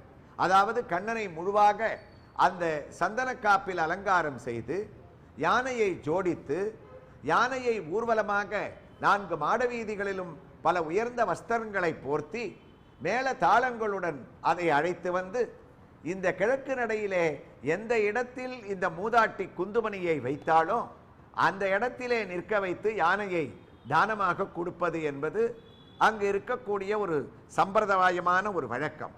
ஆனால் அந்த யானையை அழைத்து வரும்போது அந்த தானம் செய்யக்கூடிய இடத்திலே இருக்கக்கூடிய குந்துமணியை அங்கு இருப்பவர்கள் யாரும் கவனிக்கவில்லை. அப்போது இந்த யானையானது அந்த குந்துமணியை மிதித்து விட்டதாம். இந்த மிதித்த மிதியில் யானை மிதித்தால் குந்துமணி என்னாகும்? பொடி பொடியாகிவிட்டது. யானையை உள்ளே அழைத்து சென்று பூஜைக்காக அழைத்து சென்றார்கள். அப்போது அங்கு பூஜை செய்யக்கூடிய மேல் சாந்தி குருவாயூரப்பனுடைய முகத்தை தரிசித்தாராம். சூரிய ஸ்பர்த்தி கிரீட்டமுர்த்வ திலகம் புரோத்பாசி பாலாந்தரம் காருண்யா குலநேத்திரம் என்று எப்போதுமே கருணை மகழ்ந்த தாமரை கண்ணனாக இருக்கக்கூடிய அவனுடைய முகம் வாட்டமாக இருப்பதை பார்த்தார். குருவாயூரப்பனுக்கு ஏன் கலக்கம்? இந்த கலக்கம் நம்பூதிரிகளுக்கு பூஜை செய்யும் போது தெரிந்து விடுமா? அப்போது வெளியே ஏதோ ஒரு தவறு நடந்திருக்கின்றது. அதை கண்டுபிடிக்கும் வரை இவர்களுடைய பூஜையை அவன் ஏற்றுக்கொள்ள மாட்டான். பூஜையை நிறுத்திவிட்டு வெளியே வந்தார் நம்பூதிரி. அப்போது குருவாயூரப்பன் அவருக்கு உணர்த்தினார், அந்த மூதாட்டியானவள் என்னிடத்தில் இந்த குந்துமணியை பக்தியோடு சமர்ப்பணம் செய்தாள். சமர்ப்பணம் செய்ததோடு மட்டுமல்லாமல் அதை தூக்கி எனக்கு சன்னதிக்கு நேராக காட்டி, இது மாத்திரமே கிட்டியுள்ளு கிருஷ்ணா, நாராயணா என்ற பிரத்யக்ஷ தெய்வமே ஸ்வீகரிக்கன்னே என்று மலையாளத்தில், கிருஷ்ணா எனக்கு கிடைத்தது இதுதான், தயவு செய்து அன்பாக நான் இதை சமர்ப்பணம் செய்து கொள்வதை நீ எடுத்துக்கொள் என்று பக்தியோடு அவள் சமர்ப்பிப்பதை இந்த யானை மிதித்து விட்டதே, அதனால் இந்த யானை கூட எனக்கு தேவையில்லை என்று பகவான் நிராகரித்து விட்டாராம். யானையை தானம் செய்ய வந்த மகாராஜாவுக்கோ அதிர்ச்சி. யானையை தானம் செய்ய வந்த நம்மை விட கண்ணன் ஒரு குந்துமணியை வைத்த மூதாட்டியை பெரிதாக மதிக்கின்றானே, கண்ணனுடைய கருணை என்ன? உடனே இதற்கு தேவ பிரஷ்னம் என்று அந்த சன்னதியிலே பார்ப்பது வழக்கம். யாராவது ஒரு ஜோசியரை வரவழைத்து இதற்கு என்ன பரிகாரம் செய்வது? குருவாயூரப்பனுடைய கோபம் அடங்கி இந்த யானையை அவர் ஏற்றுக்கொள்வதற்கு உண்டான வழிமுறைதான் என்ன? அப்போது அந்த தேவ பிரஷ்னத்தில் அதற்கு ஒரு விடை கிடைத்தது. இந்த மகாராஜா பெரிய வெண்கல உருளையில் எந்த அளவுக்கு முடியுமோ அந்த அளவுக்கு இதே போன்ற குந்துமணிகளை வாங்கி அதை சன்னதிற்கு முன்னால் வைத்து தான் நாணயங்களை சமர்ப்பணம் செய்து தன்னுடைய கையால், கண்ணன் 8வது பிறவியாக பிறந்ததால் அஷ்டமி திதியிலே இவன் வளர ஆரம்பித்ததால் 8 முறை அதை அலப்பி அலப்பி அவன் தானமாக செய்தானே. ஆனால் இதை ஏற்றுக்கொள்வதாக கண்ணன் அந்த பரிகாரத்திலே கூறினான். மகாராஜா மகிழ்ச்சியுடன் பெரிய வெண்கல உருளையை வாங்கி அதில் ஆயிரக்கணக்கில் குந்துமணிகளை நிரப்பி யானைக்கு முன்னால் அதை வைத்து நாணயங்களை சமர்ப்பணம் செய்து அதை அலர்ப்பி அலர்ப்பி பகவானுக்கு தானமாக கொடுத்தானாம். குந்துமணியோடு அவன் கொடுத்த யானையையும் கண்ணன் பரமானந்தத்தோடு ஏற்றுக்கொண்டான். அப்போது கண்ணனுடைய திருக்குறளானது அசிரீரியாக குருவாயூர் கோயிலுக்குள்ளே ஒலித்ததாம். இந்த மகாராஜா அர்ப்பணம் செய்த இந்த ஒரு உருளையும் குந்துமணியையும் இன்றோடு நீங்கள் இந்த இடத்திலிருந்து அகற்ற வேண்டாம். நாம் குருவாயூர் க்ஷேத்திரத்தில் வரப்பிரசாதியான கடவுளாக குடிகொண்டிருக்கும் வரை இந்த பாத்திரமும் குந்துமணியும் இங்கேயே இருக்கட்டும். யார் குருவாயூருக்கு வந்தாலும் நாராயண சரஸில் குளித்து என்னை தரிசனம் செய்வதற்காக கர்ப்ப கிரகத்தை நோக்கி நுழையும் முன் கொடிக்கம்பத்திற்கு பக்கத்தில் இந்த உருளையை வைக்கட்டும். என்னை தரிசனம் செய்ய வருமுன் இந்த குந்துமணிகளிலே தங்களால் முடிந்த நாணயங்களை சமர்ப்பித்து இதை 8 முறை அலப்பிவிட்டு வந்தால் அவர்கள் செய்த பாவங்களை போக்குகின்றேன். அது மட்டுமல்ல, அவர்கள் தாங்கள் எடுத்து வரக்கூடிய சிறிய குழந்தையை முதலில் அந்த குழந்தையினுடைய பிஞ்சு கையில் நாணயங்களை கொடுத்து குழந்தை கையால் அலப்பச் சொன்னால் அதற்கு நல்ல படிப்பை தருகின்றேன், ஐஸ்வர்யங்களை அளிக்கின்றேன் என்று சிறிய குந்துமணியாக இருந்தால் கூட இதற்கு பின்னால் குருவாயூரப்பனுடைய மகிமை அடங்கிய பெரிய திவ்ய சரித்திரம் இருக்கின்றதே என்று நாமும் நாணயங்களுடன் 8 முறை அந்த குந்துமணியை அலப்பிவிட்டு மானசீகமாக அஷ்டமியில் அவதரித்த கண்ணனை தரிசிக்க உள்ளே நுழைவோமா? நாராயணா ஸ்ரீமன் நாராயணா, ஹரி நாராயணா ஸ்ரீமன் நாராயணா.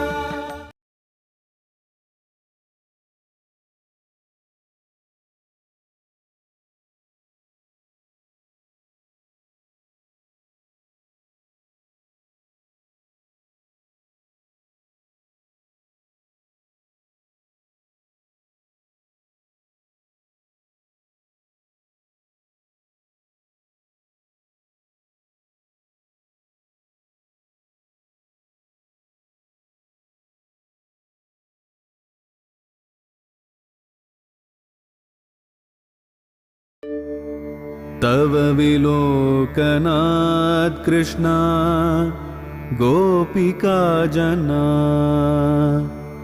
प्रमदसंकुलाः कृष्णा पङ्कजे क्षणा अमृतधारया कृष्णा सम्प्लुता इव स्तिमिततां कृष्णा ददुस्त्वत्पुरोगताः.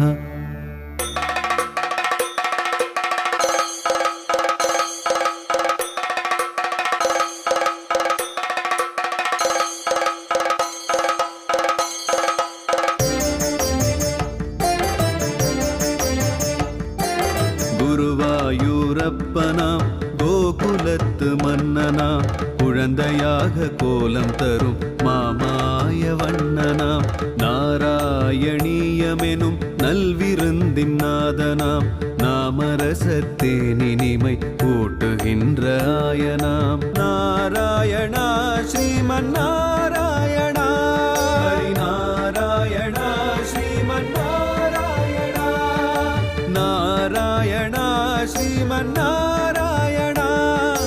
நாராயண பட்டதிரி உருகும் பரமனாம் நலம் தரும் நாராயணீயம் அருள் வழங்குமே, தினம் நம்மை காக்குமே.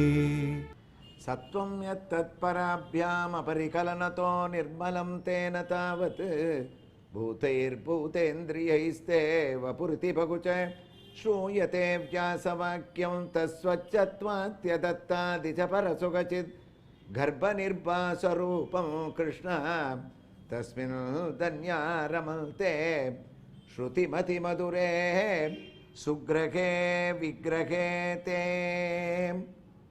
நாராயணியத்தின் குருவாயூர் திருக்கோயிலில் இருக்கக்கூடிய பெருமைகளை நாம் ஒவ்வொரு நாளும் ஒவ்வொரு திருக்கோயிலிலிருந்தே கேட்டுக்கொண்டிருப்பதும் அந்தந்த கோயிலுடைய சுவாமியை தரிசனம் செய்யக்கூடிய ஒரு பாக்கியத்தை பெற்றிருக்கின்றோம். அந்த வகையில் சென்னை பவழக்கார தெரு, கிருஷ்ணன் கோயில் தெரு, முத்தையால்பேட்டை என்று அழைக்கக்கூடிய இந்த இடத்தில் பிராச்சீனமாக 700 ஆண்டுகளுக்கும் மேலாக இருக்கக்கூடிய ஸ்ரீ வேணுகோபால கிருஷ்ணசுவாமியினுடைய சன்னிதானத்திலிருந்து நாம் தொடர்ந்து நாராயணியத்தை ஸ்ரவணம் செய்து கொண்டிருக்கின்றோம். பக்தர்களே, இங்கே இருக்கக்கூடிய வேணுகோபால சுவாமியினுடைய மூலமூர்த்தி வரப்பிரசாதியாக இருக்கக்கூடியவர். யார் யார்களுக்கெல்லாம் சந்தான பாக்கியம், குழந்தை பேர் இல்லையோ அவர்கள் அந்த கணவன் மனைவி இருவருடைய ஜாதகங்களை இங்கு வைத்து அர்ச்சனை செய்யும் போது ஒரு வருடத்தில் அவர்களுக்கு புத்திரப்பிராப்தியானது ஏற்படுகிறது என்று பிரார்த்தனையாக இங்கு இருக்கக்கூடிய நம்பிக்கை என்று அர்ச்சக சுவாமிகள் இங்கே கூறுகின்றார்கள். அது மட்டுமல்ல, வேணுகோபாலன் இங்கு 4 திருக்கைகளிலே 2 திருக்கைகளில் சங்கு சக்கரம் இவற்றை ஏந்தி மற்ற விஷ்ணு ஆலயங்களிலே இருக்கக்கூடிய எம்பெருமானைப் போல காட்சியளித்தாலும் மீதம் இருக்கக்கூடிய 2 திருக்கைகளிலே இங்கு சுவாமி ஆச்சரியமாக காட்சியளிக்கின்றான். அதாவது வேணுகோபாலன் என்றால் சாதாரணமாக நம்முடைய கற்பனை ஒரு கையிலே புல்லாங்குழலையும் அந்த மற்றொரு கையில் புல்லாங்குழலின் மற்றொரு நுனியையும் வைத்துக்கொண்டு தன்னுடைய அதரத்திலே, அதாவது உதட்டிலே புல்லாங்குழலை வைத்துக்கொண்டு சிறவிரல்கள் தடவி பரிமாற பகவான் ஊதிக்கொண்டிருப்பான், வேணு கானம் செய்து கொண்டிருப்பான் என்றுதான் நாம் தரிசனம் செய்திருக்கின்றோம். இந்த சுவாமியினுடைய வேணுகோபாலனுடைய திருக்கோலம், அந்த புல்லாங்குழலானது வேணுவானது வாசிக்கக்கூடிய திருக்கோலத்திலே இல்லாமல் அந்த புல்லாங்குழலை மடக்கி வைத்துக்கொண்டு பிரயோக ரூபமாக, அதாவது இதோ பாருங்கள் என்னிடத்திலே புல்லாங்குழல் இருக்கின்றது என்று ஒரு குழந்தையானது தனக்கு கிடைத்த புது வஸ்துவை வருபவர்களுக்கெல்லாம் எவ்வளவு சந்தோஷமாக தானும் அழகாக அதை வைத்து கொள்ளாமலும் மற்றவர்களுக்கு அதை தூக்கி தூக்கி காட்டுமோ, கீழே போட்டுவிடுமோ என்ற ஒரு பயம் எப்படி இருக்குமோ, அதே போன்று குழந்தையான கண்ணன் பிரயோக ரூபத்திலே இந்த வேணுவான புல்லாங்குழலை இங்கு வைத்து கொண்டிருப்பது காணக்கடைக்காத காட்சி. பின்னாலோ கறவைகள் பின் செல்லும் பசுமாடு, அந்த பசுமாடு தன்னுடைய நாக்கை நீட்டி இந்த வேணுகோபாலனுடைய திருவடியை தழுவிக்கொண்டு அவனுடைய சரணாகதி சாரத்தை சுவைத்து கொண்டிருக்கக்கூடிய அற்புதமான ஒரு வைபவத்தோடு நாம் உற்சவமூர்த்தியை தரிசிக்கின்றோம். இன்றைய தினம் பகவான் கருட வாகனத்திலே புறப்பாடு கண்டொருளி அழகான திருமஞ்சனமானது சுவாமிக்கு நடந்திருக்கக்கூடிய ஒரு வைபவத்தை நாம் தரிசித்து கொண்டிருக்கின்றோம். திருமஞ்சனம் என்றால் என்ன? அவனுக்கு நடக்கக்கூடிய அபிஷேகம்.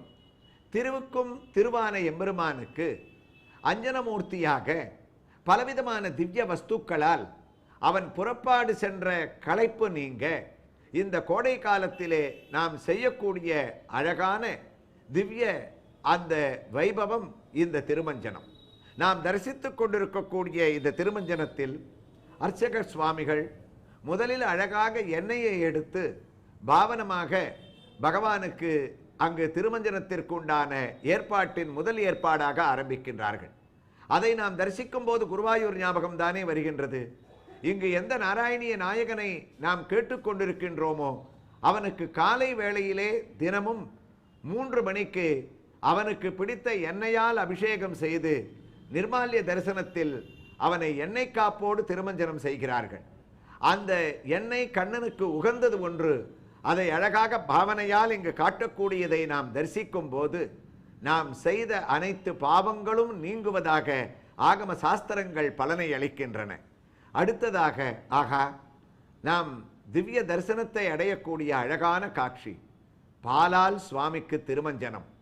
பகவானை, கண்ணனை பால்வடியும் முகம் நினைந்து நினைந்து என் உள்ளம் பரவசமாகுதே என்று மகான்கள் ஆனந்த களிப்பில் அவனுடைய முகத்தையே பாலாக வர்ணித்து அவனுடைய பால் முகம் வழியக்கூடியது அவனுடைய கருணை என்று கையிலே ஏந்தக்கூடிய இந்த வேணுகோபாலனுக்கு இவன் உற்சவமூர்த்தியான கண்ணன் என்ற திருநாமத்துடன் இங்கு காட்சியளிப்பதால் இவனுக்கு நடக்கக்கூடிய இந்த ஒரு பாலபிஷேகம்.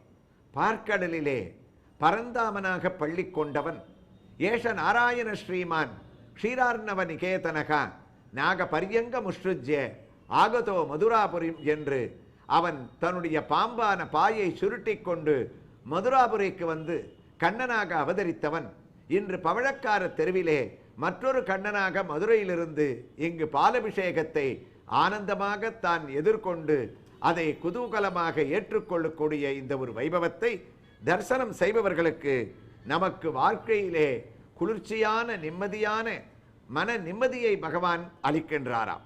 தயிரால் சுவாமிக்கு அபிஷேகத்தை நாம் இப்போது தரிசனம் செய்கின்றோம். அந்த தயிரானது கண்ணன் உகந்த தயிர். கரந்தனர் பாலும் தயிரும் கடைந்துரி மேல் வைத்த வெண்ணெய் பிறந்ததுவே முதலாக பெற்றறியேன் எம்பிரானே என்று ஆழ்வார் மங்களாசாசனம் இந்த திருமஞ்சன வேளையிலே இந்த திருமஞ்சனத்தை இந்த ஸ்நானத்தை நடத்துவதற்கு தினமுமே யசோதை பிராட்டி எவ்வாறெல்லாம் சிரமப்பட்டாள் என்று யசோதை பாவத்திலே வர்ணிக்கின்றாள். நாமும் நந்தகோபர் யசோதை பாவத்திலே அவனுடைய தயிர் திருமஞ்சனத்தை தரிசிக்கின்றோம்.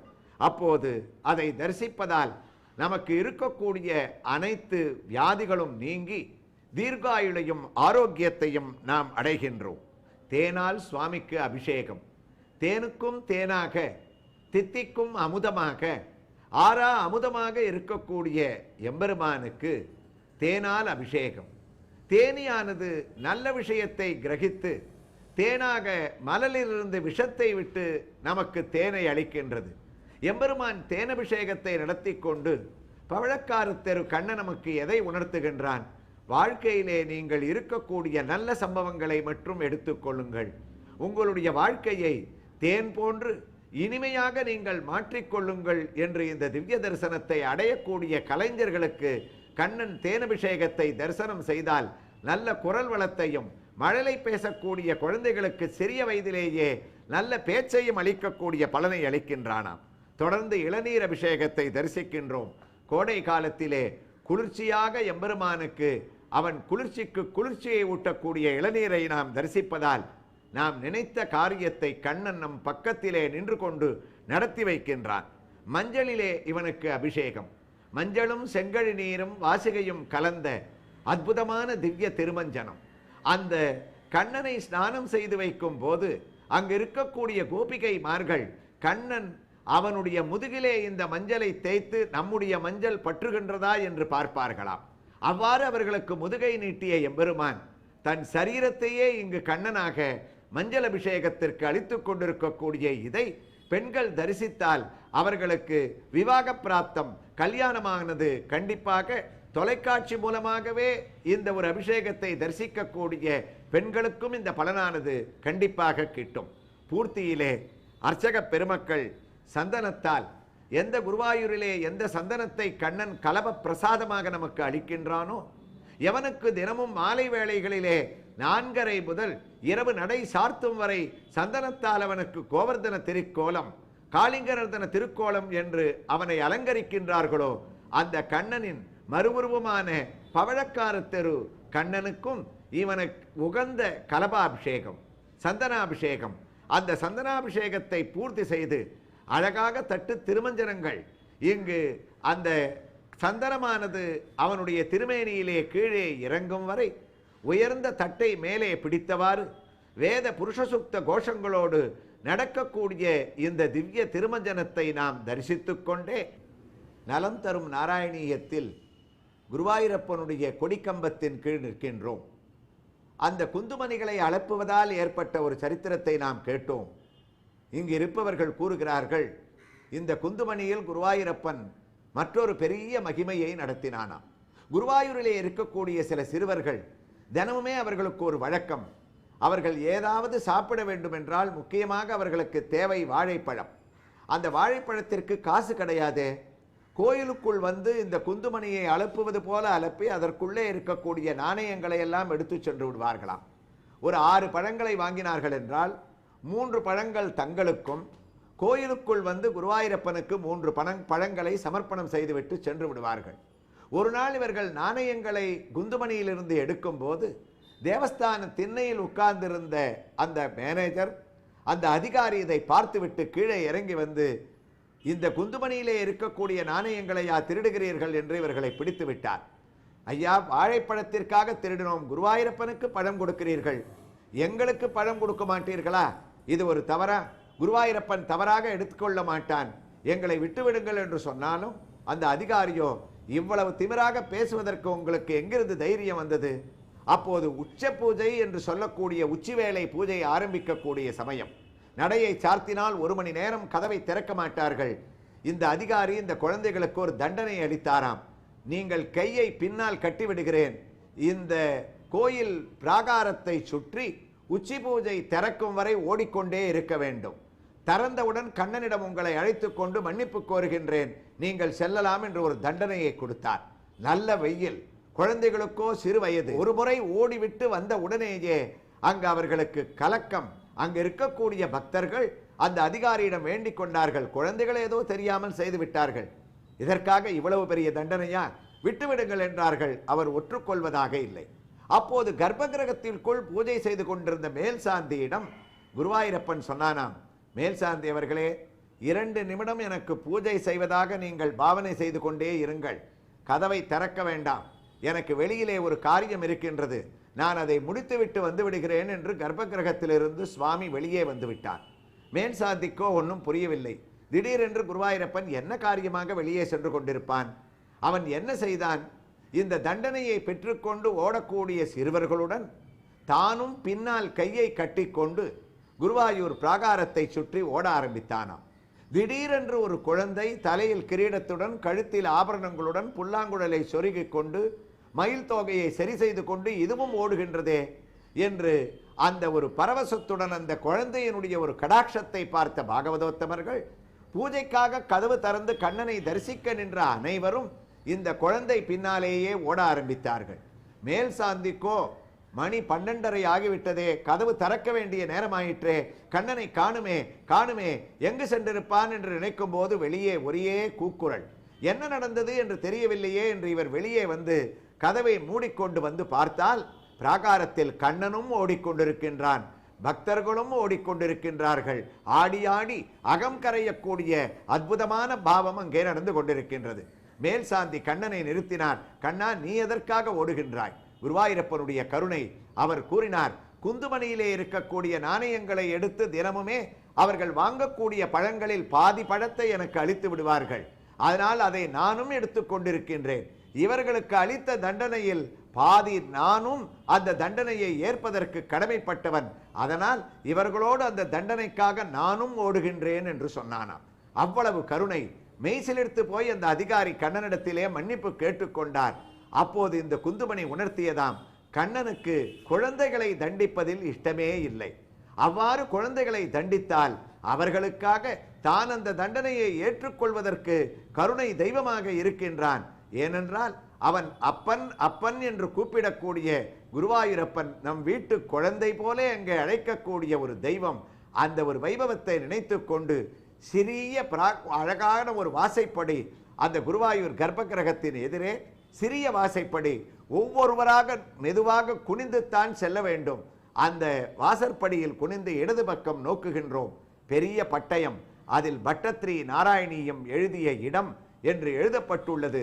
அந்த நாராயணியம் அந்த இடத்தில் பட்டத்ரி எவ்வாறு எழுதினார், எவ்வாறு தொடங்கினார், அதனுடைய காரணம் என்ன என்று பட்டத்ரி மண்டபத்தை தொட்டுக்கொண்டே வரக்கூடிய பகுதிகளிலே நாம் சிரவணம் செய்வோம். இந்த ஒரு சிந்தனையுடன் பவழக்கார தெருவில் உள்ள வேணுகோபால கிருஷ்ணசுவாமியிடம் நாம் விடைபெற்று கொண்டு அவருடைய அருளுடன் மற்றொரு கிருஷ்ணனுடைய திவ்ய சன்னதியில் அவனுடைய தரிசனத்துடன் நாராயணியத்தை தொடர்ந்து கேட்போம். நாராயணா ஸ்ரீமன் நாராயணா, ஹரி நாராயணா ஸ்ரீமன் நாராயணா.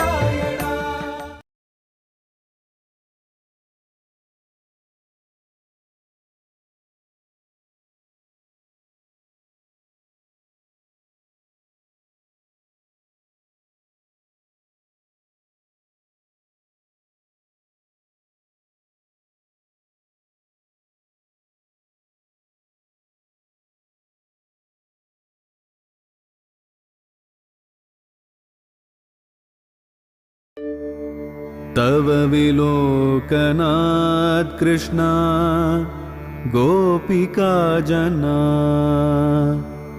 प्रमदसंकुलाः कृष्णा पङ्कजे क्षणा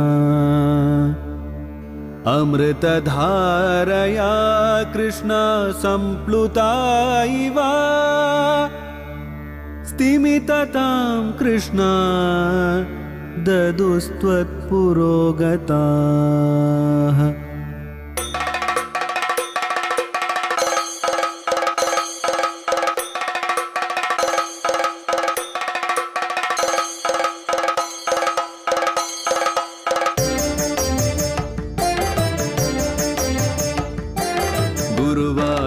அப்பனாம் கோகுலத்து மன்னனாம் குழந்தையாக கோலம் தரும் மாமாய வண்ணனாம் நாராயணீயமெனும் நல்விருந்தின் நாதனாம் நாமரசத்தேனினிமை கூட்டுகின்ற ஆயனாம் நாராயணா ஸ்ரீமன் நாராயணா ஹரி நாராயணா ஸ்ரீமன் நாராயணா நாராயணா ஸ்ரீமன் நாராயணா நாராயண பட்டதிரி உருகும் பரமனாம் நலம் தரும் நாராயணீயம் அருள் வழங்குமே தினம் நம்மை காக்குமே சாந்திரானந்தாவபோதாத்மகமனுபமிதம் காலதேசாவதிभ्याம் நிர்முக்தம் நித்யமுக்தம் நிகமசதசகஸ்ரேன நிர்பாஸ்யமானம் அஸ்பஷ்டம்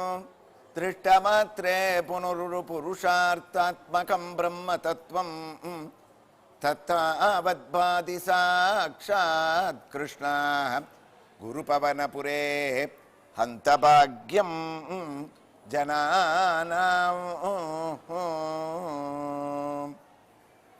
பிரத்யக்ஷ தெய்வமான குருவாயூரப்பனுடைய பரமானுக்கிரக விசேஷத்தினால தினந்தோறும் திங்கள்லேருந்து வெள்ளிக்கிழமை வரைக்கும் பொதிகை தொலைக்காட்சியில் ஸ்ரீ குருவாயூரப்பனுடைய பரமானந்த வைபவமான நலம் தரும் நாராயணீயத்தை நம்ம தொடர்ந்து கேட்டுருக்கோம். இந்த நலம் தரும் நாராயணீயம்ன்றது நாம் ஒரு உபன்யாசமாகவோ இல்லை இந்த நாராயணீயத்தோட ஒரு வைபவமாகவும் கேட்பது தவிர இதை ஒவ்வொரு திருக்கோயில்கள்லேருந்து ஸ்ரீகிருஷ்ணன் சாநித்தியம் கொண்டிருக்கக்கூடிய கோயில்கள்லேருந்து இதை நம்ம கேட்டோம்னா கண்ணனுடைய திவ்ய தரிசனமும் நமக்கு கிடைக்கும். அதே சமயத்தில் நாராயணீயமும் நமக்கு செவிக்கு இன்பமாக இருக்கும்ன்ற ஒரு வகையில் இந்த வாரம் இன்றைய தினம் முதற்கொண்டு சென்னை நங்கநல்லூரில் பிரத்யக்ஷ தெய்வமாக அமைந்திருக்கக்கூடிய உத்தர குருவாயூரப்பன் என்று பக்தர்களால் அன்போடு அழைக்கக்கூடிய ஸ்ரீ குருவாயூரப்பனுடைய திருக்கோயிலேருந்தே நம்ம நாராயணீயத்தை கேட்கறது இந்த வாரத்தினுடைய ஒரு சிறப்பு. சென்னையில் இருக்கக்கூடிய அழகான ஒரு கோயில்களில் ஒன்று 1975ஆம் வருஷம் இந்த குருவாயூரப்பனுடைய விக்கிரகமானது இங்கு எடுத்து வரப்பட்டு அதே வருஷம் முதல் கும்பாபிஷேகமானது இந்த இடத்துல நடைபெற்றது.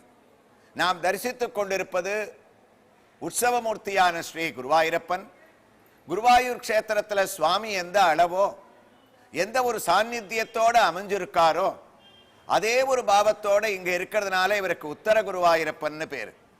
தேவப்பிரஷ்டமானது பார்க்கப்பட்டு இந்த இடத்துல நவரத்னங்களும் பலவிதமான நாகங்களும் பொதிஞ்சிருக்குன்னு ஸ்ரீகிருஷ்ணனே குருவாயூருக்கு போய் அங்கே அவனை தரிசனம் பண்ண முடியலையேன்றவர்கள் குறை நீங்க இங்க ஸ்ரீ குருவாயூரப்பனாக நமக்கு காட்சி கொடுத்து கொண்டிருக்கக்கூடிய பட்டத்திரிக்கு செவி கொடுத்து கேட்ட குருவாயூரப்பன் நம்முடைய நலம் தரும் நாராயணீயத்தையும் இந்த வாரம் முழுக்க தனக்கே உண்டான ஒரு புன்சிரிப்போடு தன்னுடைய அபிஷேகத்தாலும் ஸ்ரீவேலி பிரதட்சணத்தாலும் இந்த உத்தர குருவாயூர்ல சுவாமி அவனுடைய திவ்ய தரிசனத்தோட நமக்கு நாராயணீயத்தை கேட்கறது நம்முடைய ஒரு வைபவம்.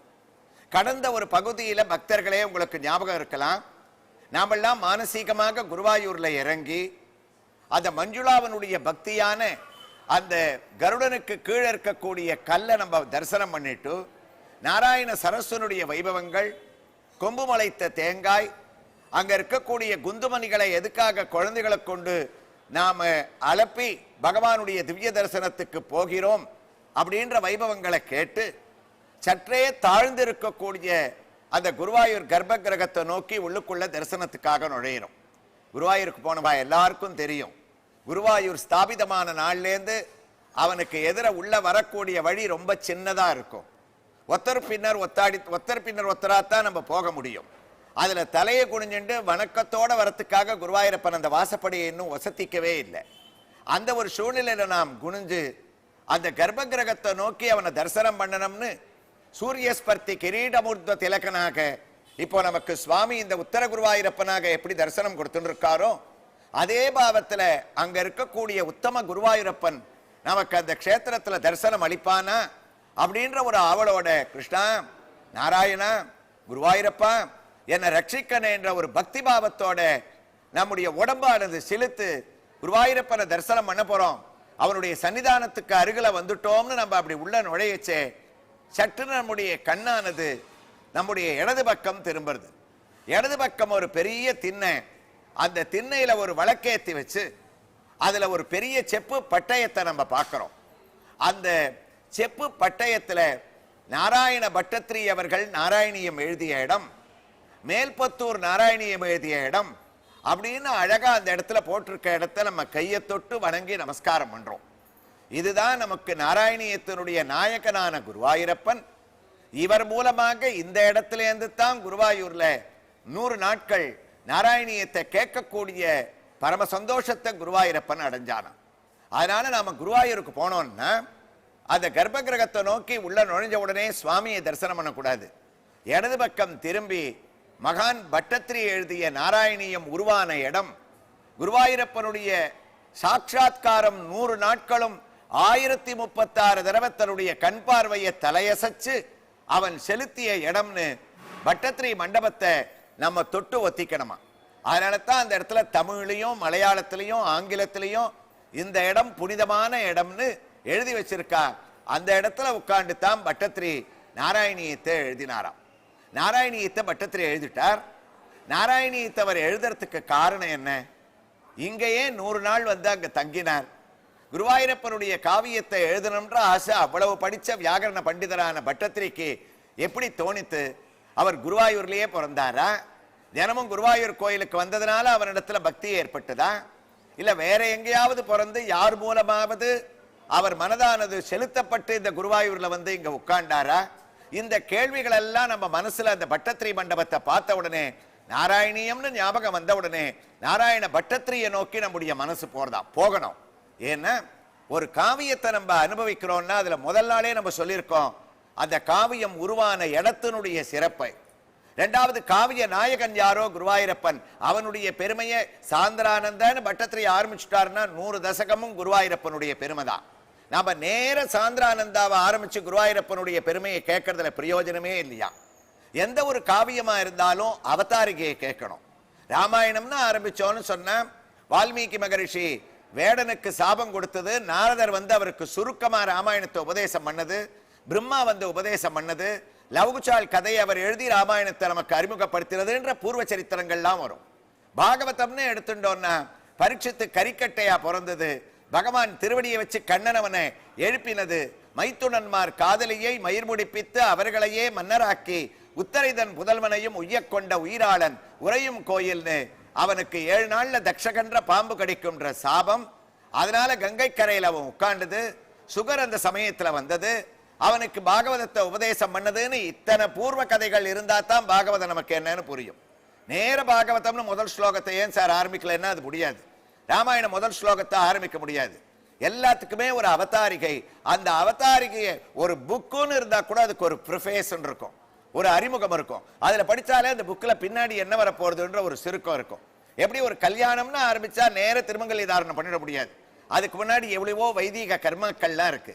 அது போல நலம் தரும் நாராயணியம்னா நாராயணியத்தோட முதல் ஸ்லோகத்தை ஆரம்பிக்கிறதுக்கு முன்னாடி அந்த காவிய நாயகன் எந்த ஊர்ல இருக்கானோ அந்த குருவாயூரோட பெருமையை ஓரளவு நம்ம தெரிஞ்சுட்டோம். வரக்கூடிய பகுதிகளில் நிறைய பெருமை இருக்கு. கார்த்தால அவனுக்கு 3 மணிக்கு அந்த நட திறந்ததுலேருந்து அந்த நிர்மால்ய தரிசனத்திலேருந்து ராத்திரி திருப்புக்கா பூஜையில் அவனுக்கு சாத்திர வரைக்கும் ஒவ்வொரு பூஜையும் எப்படி பண்றா, எத்தனை நைவேத்தியங்கள் எந்த ஒரு சாநித்தியத்தோட நடத்துறா, ஏன் அந்த குருவாயூரப்பன் இந்த பூஜையை நிர்மாணம் பண்ணியிருக்கான், பால் பாயசம் எப்படி பண்றா, இதெல்லாம் நிறைய சரித்திரங்கள் பின்னாடி நம்ம கேட்க போறோம். குருவாயூர் பெருமையை ஓரளவு கேட்டோம். அடுத்ததா நமக்கு பட்டத்திரி மண்டபத்துக்கு வந்துட்டோம்.